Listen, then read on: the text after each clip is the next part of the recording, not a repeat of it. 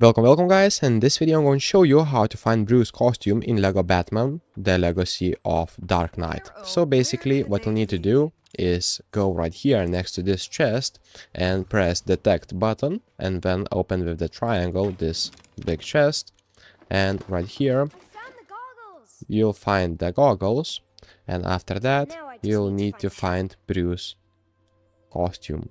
So basically what we'll need to do is just scan the area and run here towards these two little trees. I will show you. Just run faster. No need to worry. Okay, right here you'll need to break this tree. As you can see, you'll need to smash it and just collect the hat. Dad, look! I found the hat! And as you can see, you will get the Bruce costume.